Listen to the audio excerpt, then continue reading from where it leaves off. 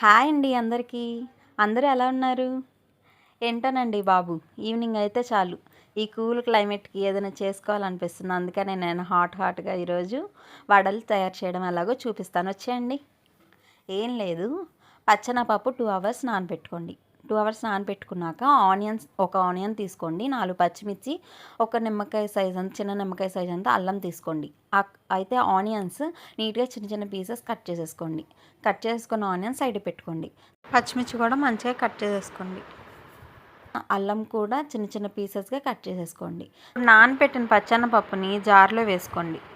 అందులో పుదీనా ఆకులు వేసుకోండి. తర్వాత కొంచెం ఉప్పు వేసుకోండి. ఉప్పు వేసుకున్నాక పచ్చిమిర్చి ఉన్నాయి కదా, ఆ పచ్చిమిర్చి కూడా కట్ చేసి అందులో వేసుకోండి. అల్లం కూడా చిన్న చిన్న ముక్కలు కట్ చేసి అందులో వేసుకోండి. వేసేసినాక మిక్సీ పట్టేయడమే. మిక్సీ పట్టేటప్పుడు మాత్రం వాటర్ అయితే వేయకండి. ఎందుకంటే మనకి పేస్ట్లా కాకుండా కొంచెం ముద్దగానే రావాలన్నమాట. కొంచెం గాఢగానే ఉండాలి పిండి.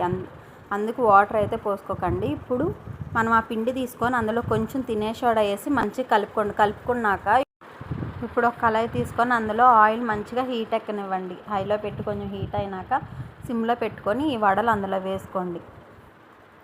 వడలు ఎప్పుడు మనం సిమ్లో పెట్టుకొని వేపుతుంటే లోపల కూడా మంచి క్రిస్పీగా మంచిగా వేగుతాయి అన్నమాట.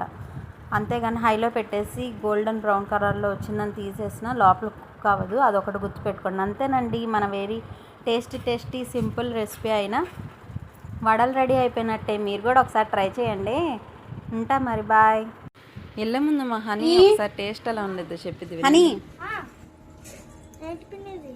వడ ఎలా ఉందో టేస్ట్ చేసి చెప్పు. అవునా? మా పిన్ని ఛానల్ని లైక్ చేసుకోండి, సబ్స్క్రైబ్ చేసుకోండి.